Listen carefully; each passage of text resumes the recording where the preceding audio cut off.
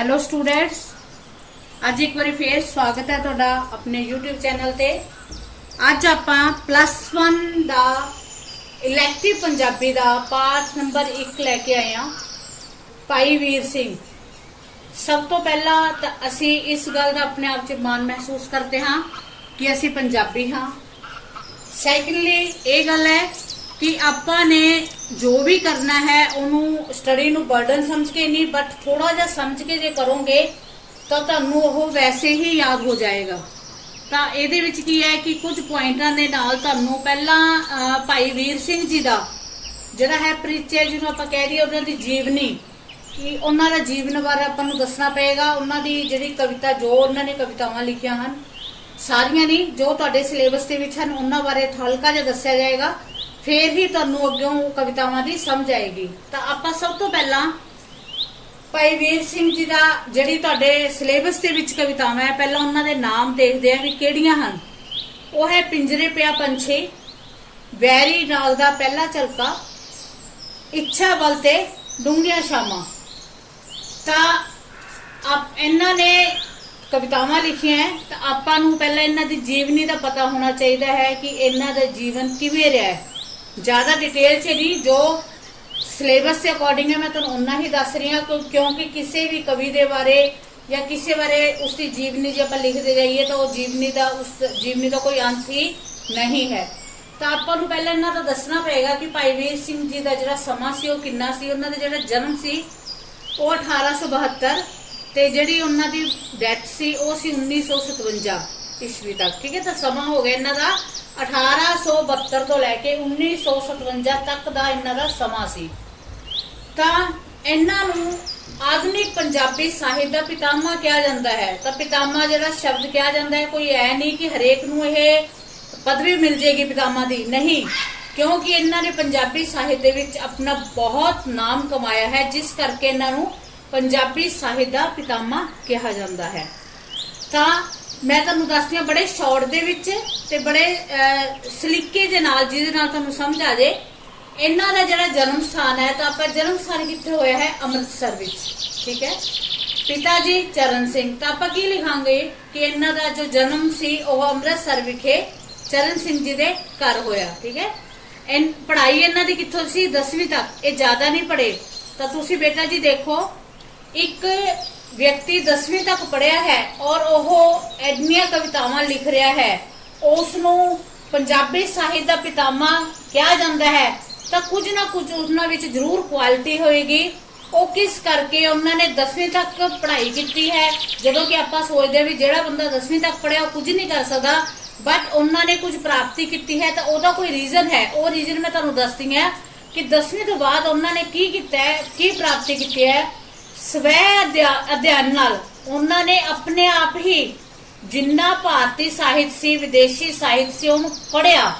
तो यह ना सोचो भी 10वीं पढ़ के उन्होंने छड्ड दित्ती, उन्होंने स्टडी जारी रखी। उन्होंने जिहड़ा शौक सी वो शौक इन्हां दा की बनया कि यह एक कवि बन गए। तो इन्होंने स्वै अध्यापन दे नाल भारतीय ते विदेशी साहित्य नूं बहुत बरीकी च पढ़िया, क्योंकि एक साहित्यकार, एक कवि बनना कोई छोटी मोटी गल नहीं हुंदी। उसदे विच बहुत जज्बा होना चाहिए है, बहुत लगन होनी चाहिए है, उदों ही असीं इस रुतबे तक पहुंच सकते हाँ। तां इन्हां ने जदों कवितावां लिखियां तां की सी जिहड़ी इन्हां दी पहली कविता सी। ठीक है, जिहड़ी इन्हां ने पहला कविता लिखी उहदे विच रिवायती छंद बारे ही विच ही लिखी सी वो कविता। तो जिहड़े छंदां की जानकारी है वो एक आपां स्पैशल वीडियो बनावांगे जिस छंद वगैरह तुहानूं दस्से जाणगे कि छंद हुंदे की है। ठीक है, तो उन्होंने रिवायती छंद च लिखी सी, बट फिर इन्होंने अपनी कवितावां दे विच कुछ बदलाव किया। इन्होंने छोटियां छोटियां कवितावां वख-वख, ठीक है, वख-वख तोल तुकांतां ते छंदां विच लिख के निखार लिआंदा। ये मैं तुहानूं दस्सिया भी, जिन्हां दे मैं तुहानूं सारा एक वीडियो अलग बनूगी जिहदे दस्सिया जाऊगा तुकांत की हुंदी है, छंद की हुंदे है। तो उन्हां दे विच इन्हां ने निखार लिआंदा। तो उन्हां दा बदलाव नाल की होया कि एक नवीनता पैदा हो गई। तो एक बुनियाद की बुनियाद बन गई अध्यात्म ते रहस्यवाद। ठीक है, इन्हां दी जिहड़ी कवितावां हन अध्यात्मक ते रहस्यवाद हन, पर उन्हां दा जिहड़ा प्रगटाव मतलब जिहड़ा उन्हां दी पेश की गई है ਉਹ ਉਹਨਾਂ ਦੀ ਨਵੀਨਤਾ ਹੈ, ਮਤਲਬ ਉਹ ਨਵੀਨਤਾ 'ਚ ਸ਼ੋ ਹੁੰਦੀ ਹੈ, ਪਤਾ ਲੱਗਦਾ ਹੈ ਵੀ ਨਵੀਆਂ ਕਵਿਤਾਵਾਂ ਹਨ। ਠੀਕ ਹੈ, ਹੁਣ ਆਪਾਂ ਨੇ ਉਹਨਾਂ ਦੇ ਗੁਣ ਦੱਸਣੇ ਆ ਵੀ ਉਹਨਾਂ ਦੇ ਗੁਣ ਕੀ ਹੈ। ਤਾਂ ਗੁਣ ਹੈ ਉਹਨਾਂ ਦੇ ਕਵਿਤਾਵਾਂ ਦੇ ਵਿੱਚ ਕੀ ਗੁਣ ਦੱਸਿਆ ਉਹਨਾਂ ਨੇ, ਪ੍ਰਾਕਿਰਤੀ ਵਾਤਾਵਰਣ ਪ੍ਰਕਿਰਤੀ ਬਾਰੇ ਦੱਸਿਆ, ਪ੍ਰਾਕਿਰਤੀ ਚਿਤਰਣ ਬੜਾ ਸੋਹਣਾ ਦਰਸਾਇਆ ਉਹਨਾਂ ਨੇ। ਦੂਜਾ ਹੈ ਦੇਸ਼ ਪਿਆਰ ਦਾ ਜਜ਼ਬਾ, ਦੇਸ਼ ਪਿਆਰ ਦੇ ਜਜ਼ਬੇ ਵਾਲੀ ਉਹਨਾਂ ਦੀ ਕਵਿਤਾਵਾਂ ਦੇ ਵਿੱਚ ਬਲਬਲੇ ਉਹਦੇ ਵਿੱਚ ਪਤਾ ਲੱਗਦਾ ਵੀ ਹਾਂ ਵੀ ਕਵਿਤਾ ਬਹੁਤ ਸੋਹਣੀ, ਜਿਸ ਦੇ ਵਿੱਚ ਸ਼ੋ ਹੁੰਦਾ ਵੀ ਦੇਸ਼ ਪਿਆਰ ਦਾ ਕੀ ਜਜ਼ਬਾ ਹੁੰਦਾ ਹੈ।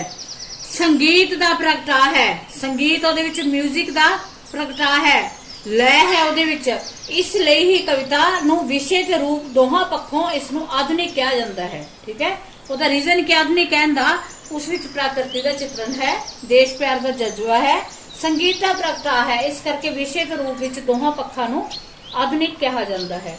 ਹੁਣ ਆ ਗਿਆ ਇਹਨਾਂ ਨੇ ਆਪਣੇ ਸਿਲੇਬਸ ਦੇ ਵਿੱਚ 3 ਕਵਿਤਾਵਾਂ ਲਿਖੀਆਂ।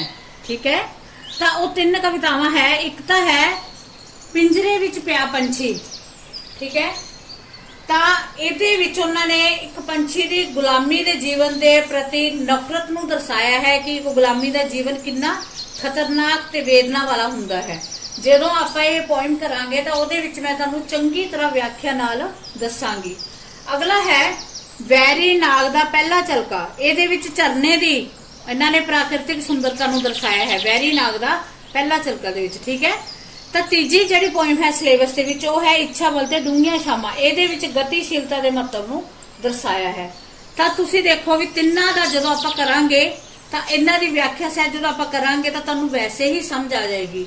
ਹੁਣ ਦੇਖੋ ਪਿੰਜਰੇ 'ਚ ਪਿਆ ਪੰਛੀ, ਤਾਂ ਜਦੋਂ ਤੁਸੀਂ ਕਵਿਤਾ ਨੂੰ ਸੁਣੋਗੇ ਤਾਂ ਤੁਹਾਨੂੰ ਐ ਲੱਗੂਗਾ ਵੀ ਪੰਛੀ ਤੁਹਾਨੂੰ ਬੋਲ ਕੇ ਦੱਸ ਰਿਹਾ, ਤਾਂ ਕਿੰਨਾ ਵਧੀਆ ਉਹਨਾਂ ਦਾ ਲਿਖਣ ਦਾ ਢੰਗ ਹੈ ਕਿ ਆਪਾਂ ਨੂੰ ਇਹ ਲੱਗ ਰਿਹਾ ਵੀ ਸਾਨੂੰ ਪੰਛੀ ਸਾਡੇ ਨਾਲ ਗੱਲਾਂ ਕਰ ਰਿਹਾ। ਤਾਂ ਆਪਾਂ ਨੇ ਇਹਨਾਂ ਦਾ ਸਾਰਾ ਮੈਂ ਤੁਹਾਨੂੰ ਇਹਨਾਂ ਦਾ ਬਾਇਓ ਦੱਸਿਆ ਇਹਨਾਂ ਦੀ। ਹੁਣ ਜਦੋਂ ਤੁਸੀਂ ਇਹਨੂੰ ਜੀਵਨੀ ਨੂੰ ਲਿਖੋਗੇ ਤਾਂ ਮੈਂ ਤੁਹਾਨੂੰ ਇਸ ਦੇ ਵਿੱਚ ਸ਼ੋਅ ਵੀ ਕਰ ਦਾਂਗੀ, ਤਾਂ ਤੁਸੀਂ ਕਿਵੇਂ ਲਿਖੋਗੇ ਕਿ ਭਾਈ ਵੀਰ ਸਿੰਘ ਜੀ ਦਾ ਜਨਮ 1872 ਵਿੱਚ ਹੋਇਆ, ਇਹਨਾਂ ਦਾ ਸਮਾਂ 1872 ਤੋਂ 1957 ਈਸਵੀ ਤੱਕ ਦਾ ਹੈ। ਇਹਨਾਂ ਨੂੰ ਆਧੁਨਿਕ ਪੰਜਾਬੀ ਸਾਹਿਤ ਦਾ ਪਿਤਾਮਾ ਵੀ ਕਿਹਾ ਜਾਂਦਾ ਹੈ। ਇਹਨਾਂ ਦਾ ਜਨਮ ਅੰਮ੍ਰਿਤਸਰ ਵਿੱਚ ਚਰਨ ਸਿੰਘ ਜੀ ਦੇ ਘਰੇ ਹੋਇਆ। ਇਹਨਾਂ ਨੇ 10ਵੀਂ ਤੱਕ ਪੜ੍ਹਾਈ ਕੀਤੀ, ਪਰੰਤੂ ਇਹਨਾਂ ਨੇ ਉਸ ਤੋਂ ਅੱਗੇ ਸਵੈ ਅਧਿਐਨ ਨਾਲ ਭਾਰਤੀ ਤੇ ਵਿਦੇਸ਼ੀ ਸਾਹਿਤ ਨੂੰ ਪੜ੍ਹ ਕੇ ਬਹੁਤ ਮੁਹਾਰਤ ਹਾਸਲ ਕੀਤੀ। ਤਾਂ ਇਹਨਾਂ ਦੀ ਜਿਹੜੀ ਪਹਿਲੀ ਕਵਿਤਾ ਸੀ ਉਹ ਰਵਾਇਤੀ ਛੰਦ ਵਿੱਚ ਲਿਖੀ ਗਈ ਸੀ। ਫਿਰ ਇਹਨਾਂ ਨੇ ਛੋਟੀਆਂ-ਛੋਟੀਆਂ ਕਵਿਤਾਵਾਂ ਵੱਖ-ਵੱਖ ਤੋਲ ਤੁਕਾਨ ਦੇ ਵਿੱਚ ਲਿਖ ਕੇ ਇਹਨਾਂ ਨੂੰ ਛੰਦਾਂ ਵਿੱਚ ਨਿਖਾਰ ਲਿਆਂਦਾ। ਇਹਨਾਂ ਦੀ ਕਵਿਤਾਵਾਂ ਬੁਨਿਆਦ ਤੇ ਅਧਿਆਤਮ ਰਹੱਸਵਾਦ ਹੈ ਤੇ ਉਹਨਾਂ ਦਾ ਜਿਹੜਾ ਪ੍ਰਗਟਾ ਹੈ ਉਹ ਨਵੀਨਤਾ ਦੇ ਰੂਪ ਵਿੱਚ ਆਂਦਾ ਹੈ। ਇਹਨਾਂ ਦੀ ਕਵਿਤਾਵਾਂ ਦੇ ਬਹੁਤ ਗੁਣ ਹਨ। ਇਹਨਾਂ ਦੀ ਕਵਿਤਾਵਾਂ ਪ੍ਰਾਕਿਰਤੀ ਚਿਤਰਣ, ਦੇਸ਼ ਪਿਆਰ ਦਾ ਜਜ਼ਬਾ, ਸੰਗੀਤ ਦਾ ਪ੍ਰਗਟਾ ਭਰਿਆ ਹੋਇਆ ਹੈ। ਇਸ ਲਈ ਹੀ ਇਹ ਕਵਿਤਾ ਵਿਸ਼ੇ ਤੇ ਰੂਪ ਦੋਹਾਂ ਪੱਖਾਂ ਤੋਂ ਹੀ ਆਧੁਨਿਕ ਹੈ। ਤਾਂ ਇਹ ਦੇਖੋ ਪੂਰੇ ਦਾ ਪੂਰਾ ਤੁਸੀਂ ਬਾਇਓ ਇੱਕ ਪੁਆਇੰਟਾਂ ਦੇ ਵਿੱਚ ਜੇ ਤੁਸੀਂ ਇਹਨਾਂ ਨੂੰ ਵੈਸੇ ਵੀ ਲਿਖ ਕੇ ਆਪਣੇ ਰੂਮ 'ਚ ਵੀ ਲਗਾ ਲਓਗੇ ਤੁਹਾਨੂੰ ਯਾਦ ਕਰਨ ਦੀ ਲੋੜ ਨਹੀਂ ਪੈਣੀ। ਐਜ ਇਟ ਐਂ ਚਾਰਟ ਨੂੰ ਤੁਸੀਂ ਜੇ ਯੂਜ਼ ਕਰੋਗੇ ਤਾਂ ਤੁਹਾਨੂੰ ਸਮਝ ਆਏਗਾ ਕਿ ਤੁਸੀਂ ਬਿਨਾਂ ਪੜ੍ਹੇ ਹੀ ਤੁਹਾਨੂੰ ਸਾਰਾ ਯਾਦ ਹੋ ਗਿਆ। ਤਾਂ ਹੁਣ ਆਪਾਂ ਇਸ ਤੇ ਨੈਕਸਟ ਕਰਦੇ ਹਾਂ ਕਿ ਇਸ ਦੀ ਵਿਆਖਿਆ, ਪ੍ਰਸੰਗ ਸਹਿਤ ਵਿਆਖਿਆ ਆਪਾਂ ਇਸ ਦੀ ਹੁਣ ਕਰਾਂਗੇ। ਹਾਂਜੀ, ਆਪਾਂ ਭਾਈ ਵੀਰ ਸਿੰਘ ਜੀ ਦਾ ਹੁਣ ਆਪਾਂ ਪ੍ਰਸੰਗ ਸਹਿਤ ਵਿਆਖਿਆ ਭਾਈ ਵੀਰ ਸਿੰਘ ਜੀ ਦੀ ਕਵਿਤਾ ਦੀ ਕਰਨੀ ਹੈ। ਠੀਕ ਹੈ, ਪ੍ਰਸੰਗ ਸਹਿਤ ਵਿਆਖਿਆ। ਪ੍ਰਸੰਗ ਸਹਿਤ ਵਿਆਖਿਆ ਤੁਹਾਨੂੰ ਪਤਾ ਹੋਣਾ ਹੈ ਵੀ ਪਹਿਲਾਂ ਕਵਿਤਾ ਦਾ ਵਿੱਚ ਪ੍ਰਸੰਗ ਲਿਖਾਂਗੇ ਵੀ ਜਿਹੜੀ ਆਪਾਂ ਪੋਇਮ ਦੀ ਲਾਈਨ ਹੈ ਉਹਦਾ ਪ੍ਰਸੰਗ ਕੀ ਹੈ, ਉਸ ਤੋਂ ਬਾਅਦ ਆਪਾਂ ਲਿਖਾਂਗੇ ਵਿਆਖਿਆ। ਠੀਕ ਹੈ, ਤਾਂ ਹੁਣ ਤੁਸੀਂ ਇਹ ਦੇਖੋ ਹਰ ਚੀਜ਼ ਦਾ ਕੀ ਹੁੰਦਾ, ਇੱਕ ਰੂਲ ਹੁੰਦਾ ਹੈ। ਠੀਕ ਹੈ, ਹਰੇਕ ਚੀਜ਼ ਦਾ ਇੱਕ ਰੂਲ ਹੁੰਦਾ ਹੈ। ਤਾਂ ਮੈਂ ਤੁਹਾਨੂੰ ਪ੍ਰਸੰਗ ਨੂੰ ਲਿਖਣ ਦਾ ਸੌਖਾ ਢੰਗ ਦੱਸ ਰਹੀ ਹਾਂ। ਠੀਕ ਹੈ, ਪ੍ਰਸੰਗ ਨੂੰ ਕਿਸ ਤਰ੍ਹਾਂ ਤੁਸੀਂ ਸੌਖੇ ਢੰਗ ਨਾਲ ਲਿਖਣਾ ਹੈ ਜਿਹਦੇ ਨਾਲ ਤੁਹਾਨੂੰ ਭੁਲੇਖਾ ਵੀ ਨਾ ਪਵੇ ਵੀ ਅਸੀਂ ਆਹ ਚੀਜ਼ ਰਹਿ ਗਈ, ਆਹ ਚੀਜ਼ ਰਹਿ ਗਈ। ਠੀਕ ਹੈ, ਤੁਸੀਂ ਤੁਹਾਡਾ ਜਿਹੜਾ ਰੂਲ ਹੈ ਉਹ ਹੈ 7 ਕੱਕਿਆਂ ਦਾ ਰੂਲ ਹੈ, 7 ਕੱਕੇ। ਠੀਕ ਹੈ, ਪ੍ਰਸੰਗ ਨੂੰ ਲਿਖਣ ਵਾਸਤੇ ਸਾਨੂੰ 7 ਕੱਕਿਆਂ ਦੀ ਲੋੜ ਹੈ। ਠੀਕ ਹੈ, ਜਿਹੜਾ ਪਹਿਲਾ ਕੱਕਾ ਹੈ ਉਹ ਕੀ ਹੈ, ਕਿਤਾਬ ਦਾ ਨਾਮ। ਪਹਿਲਾ ਕੱਕਾ ਹੈ ਕਿਤਾਬ ਦਾ ਨਾਮ। ਦੂਜਾ ਕੱਕਾ ਹੈ ਕਵੀ ਦਾ ਨਾਮ। दूजा कक्का की अपना कवि का नाम जिसने कविता लिखी है, ठीक है। तीसरा जरा है वो है कविता का नाम, जेड़ी कविता है मान लो आप भाई वीर सिंह जी की करिए ने उस कविता का नाम। चौथा कक्का है किसने शब्द कहे,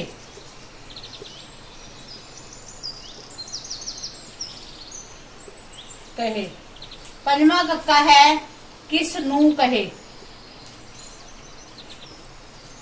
किस नू कहे। छेवां है कदों कहे ते सतवां कक्का है क्यों कहे। समझाई? सारे कक्कियां दा ही फार्मूला है। ये फार्मूला एक सही प्रसंग लिखण दा। सब तो पहला आपाने असी ये लाइना या जिहड़ी ये सतरा है इस किताब दे विचों कोई भी किताब है जिहड़ा भी तुसीं लिखण लगे हो इस किताब दे विचों लई गईयां हन। इस कविता दे लेखक ये हन, जो भी नाम है उन्हां दा, यह कविता का नाम यह है, इस कविता के लेखक ये हैं। ये शब्द किसने लेखक ने किसनू कहे या किस जड़ा भी इसके किसी भी पोइम जाता है, मैं भाई वीर सिंह की पोइम ने दस रही, कोई भी पोइम है वह एक फॉर्मूला है किसनू कहे, किसनू कहे सी, कदों कहे सी ते की रीजन सी कहन दा। बस जदों तुसीं ये 5 गल्लां लिखतियां तो तुहाडे मार्क्स कोई भी नहीं कट सकता, क्योंकि ये 7 जड़े कक्के आ बस इन्हां नूं तुसीं याद रखो भी जदों तुसीं प्रसंग लिखोगे कि साडे 7 कक्के पूरे हो गए, ठीक है, तो तुहाडा प्रसंग सारा लिखिया जाएगा। हुण आपां भाई वीर सिंह की जिहड़ी कविता है वो आपां हुण करदे हां। हुण आपां असली मुद्दे ते आने आ। पिंजरे पिया पंछी जिहड़ी पोइम है इहदे थल्ले है पिंजरे दी सलोह करन वाले, सलाह प्रशंसा करने वाले, सलाहण वाले नूं कही गई है, ठीक है। तो हुण आपां पोइम पढ़ते हाँ। पहला पैरा पढ़ते हाँ। जालम खड़ा हवा खुली विच आखे पिंजरा सोना, विच आ जावे फिर मैं पूछा किन्ना है मनमोना। पर तो हीन तरादे कैदी ओ मूरख दिल करड़े, उड़न हारे पंछी नुए सोना है जिंद कूना। किन्नियां सोहनियां लाइनां हन। हुण इहदे विच पहला आपां प्रसंग करांगे जो मैं तुहानूं हुणी दस के हटी हां कि मैं सौखे ढंग नाल लिखिआ है। तुसीं इहदे च एक अद्धी लाइन अच्छे नंबर लाइन होर भी तुसीं ऐड कर सकदे हो। ये 17 साडी पंजाबी दी पाठ पुस्तक पहला कक्का है ना की किताब किहड़ी है आधुनिक पंजाबी काव झलकां अते इतिहास विचों कवि दूजा कक्का भाई वीर सिंह जी द्वारा लिखी गई कविता तीजा कक्का पिंजरे पिया पंछी विचों लई गई है, ठीक है। किने कही है चौथा कक्का ये कविता पिंजरे विच पए पंछी द्वारा। पंजवा कक्का एक जालम आदमी नू कही गई है, किसनू कही है, ठीक है। कदों कही है ए 6वां कक्का हो गया। ये उदों कही है जदों वो पिंजरे विच पए पंछी दी सलोना करदा है, ठीक है। तां क्यों कही है क्योंकि वो इन्हां नू कैद करन दी सोच रहा सी। ये भी तुसीं लाइन विच लिख सकदे हो। तां मैं एक लाइन थले लिखी है ये कविता मानवीकरण ते आधारित है। इसका की कारण है कि कोई भी पंछी आपां ने कदे बोलदा सुनिया है भी जिहड़ा अपने मनुख की तरह बोल ले नहीं, है ना। मनुख की तरह बोलने वाला पंछी नहीं, कोई भी नहीं बोलता। बट ये लाइना जरा बोल रहा है कि ये एक पंछी बोल सकता है जालम खड़ा खुली हवा विच आखे पिंजरा सोना। तो आपां नूं यह लग रहा है एक पंछी बोल रहा है, तो यह मानवीकरण कविता होगी जिहदे विच कवि ने बिल्कुल ऐ शो करता कि एक पंछी ही बोल के सानू दस रहा है ते सानू लग भी उवें रहा। तो वह कविता जिहड़ी पंछी बोल रहा है वो किहड़ी कविता होएगी मानवीकरण ते आधारित कविता होएगी, ठीक है। ਇਹਦੇ ਵਿੱਚ ਤੁਸੀਂ ਇੱਕ ਅੱਧੀ ਲਾਈਨ ਜੇ ਐਡ ਕਰਨਾ ਚਾਹੁੰਦੇ ਹੋ ਤਾਂ ਕਰ ਸਕਦੇ ਹੋ ਵੀ ਉਸਨੇ ਆਪਣੇ ਦਿਲ ਦੀ ਕਹੀ ਹੈ। ਬਟ ਮੈਂ ਤੁਹਾਨੂੰ 7 ਕੱਕਿਆਂ ਨਾਲ ਇੰਨਾ ਤੁਸੀਂ ਪ੍ਰਸੰਗ ਲਿਖਤਾ ਤਾਂ ਤੁਹਾਡੇ ਮਾਰਕਸ ਕੋਈ ਵੀ ਨਹੀਂ ਕੱਢ ਸਕਦਾ, ਠੀਕ ਹੈ। ਤੁਸੀਂ ਇਹਦੇ ਵਿੱਚ ਸਾਰਾ ਕੁਝ ਹੀ ਲਿਖਤਾ। ਹੁਣ ਆਗੇ ਦੀ ਵਿਆਖਿਆ ਇਹਨਾਂ ਲਾਈਨਾਂ ਦੀ ਵਿਆਖਿਆ ਕਿ ਜਾਲਮ ਖੜਾ ਹਵਾ ਖੁੱਲੀ ਵਿੱਚ ਆਖੇ ਪਿੰਜਰਾ ਸੋਨਾ। ਤਾਂ ਕੀ ਕਹਿ ਰਿਹਾ ਇੱਕ ਪੰਛੀ ਕੀ ਕਹਿ ਰਿਹਾ ਹੈ कि एक जालम एक आदमी खड़ा है खुली हवा दे विच खड़ के ते पिंजरे दी सलाहना कर रहा है पिंजरे की प्रशंसा कर रहा है। ठीक है, तो की है कि पिंजरे विच पिया कैद पंछी पिंजरे की तारीफ करने वाले जालम दिल कठोर व्यक्ति नूं कहंदा है कि तू उस दी तारीफ ना करे कि विच आ जावे। फिर मैं पूछा किन्ना है मनमूना पर तो हीन तरा दे कैदी ओ मूरख दिल करड़े उडन हारे पंछी नूं ए सोना है जिंदकूना। की कहंदा है कि उसकी तारीफ ना करे बल्कि उसका दर्द समझे कि एक उडन वाला पंछी है, उन्होंने पिंजरे विच गुलाम करके रखा है। ये पिंजरा उसकी गुलामी का प्रतीक है। इस पिंजरे विच वो गुलाम होया पिया है, उस विच दर्द ही दर्द होया पिया है। तो कहता है कि जेकर उस आदमी नूं पिंजरे विच आके रहना पवे, लिखे ना विच आ जावे फिर मैं पूछा कि ना, तो कहता है कि जेकर उस आदमी नूं पिंजरे विच आके रहना पवे तां पंछी कहता है कि वो जदों सवाल करेगा कि पिंजरे विच रहना किन्ना का सौखा है, तो वो इसका की जवाब देगा कि उसको कोई जवाब है, तो ये उसका दर्द चल रहा है। उस आदमी नूं पिंजरे विच आके रहना पवे तो वो जदों सवाल करेगा कि पिंजरे विच रहना सौखा है तो वो इसका की उत्तर देगा। ठीक है, तो इत्थे प्रश्न वो यानी कि एक पंछी का मन परेशान है तो वो पंछी मन परेशान दे विचों उसनों तारीफ करने वाला जिहड़ा बंदा है, व्यक्ति है, मनुख है, वो चंगा नहीं लग रहा।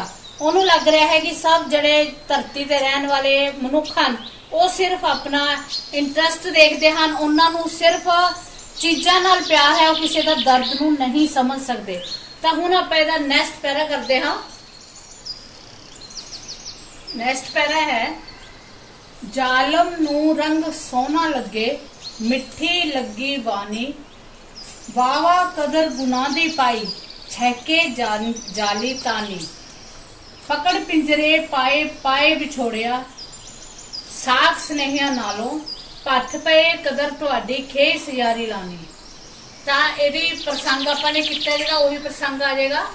व्याख्या है कि इस विच पंछी की कह रहा है कि जालम नूं रंग सोहना लगे, मतलब जालम नूं उस मनुख जालम मनुख नूं उसका रंग अते उसकी बोली चंगी लगी। इस विच पंछी की दस रहा है कि उस जालम मनुख नूं उसका रंग अते उसकी बोली चंगी लगी, उसनूं उसके गुनाह की कदर नहीं पाई, मतलब ਉਹਦੇ ਚ गुण सी, रंग भी सोहना सी, ਉਹਦੀ बोली भी मिठी सी, सगों उसके गुण ही उसकी कैद का कारण बन गए। पंछी सोचदा भी जे शायद ਉਹਦੇ ਵਿੱਚ ਇਹ गुण ना ਹੁੰਦੇ, ਚੰਗ मिठा बोलना ना आंदा ਉਹਨੂੰ ਜਾਂ ਉਹਦਾ रंग सोहना ना ਹੁੰਦਾ, शायद वो कैद ना ਹੁੰਦਾ, बट वो सोचता है कि उसके ਜਿਹੜੇ गुण सी ਉਹੀ उसके कैद का कारण बन गए। पकड़ पिंजरे पाए छोड़ा साख स्नेह नालों उसके साथियों नाल उसनूं विछोड़ दिता क्योंकि उसनूं पिंजरे विच कैद कर लिया। ਇਹੋ जी कदर पंछी की कदर करने वास्ते लैके गए, वो कहता ਇਹੋ जी कदर पंछी नूं चंगी नहीं लगती। वो कहता है कि ਇਹੋ जी कदर मच जावे सड़ जावे, अजिही कदर का की फायदा जिस विच उसके गुना करके उसनूं गुलामी मिल जावे। ठीक है, तो इस पैरे की यही व्याख्या होगी। ਇਹਦਾ ਆਪਾਂ ਹੁਣ केंद्री भाव भी करना है पिंजरे पिया पंछी का कि पिंजरे पिया पंछी छोटी कवितावां दा दे वड्डे कवि भाई वीर सिंह जी दी छोटियां कवितावां दे वड्डे कवि भाई वीर सिंह जी दी ये सूखम कविता है जी दी ये सूखम रचना है। भाई वीर सिंह जी दी यह सूखम रचना है। इस विच पिंजरे विच कैद पंछी का मानवीकरण करके उन्होंने सानू संदेश दिता है,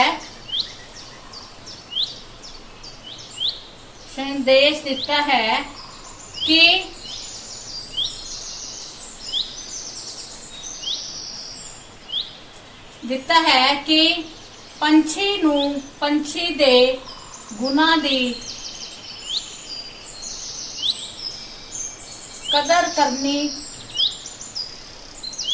चाहिए है, ना कि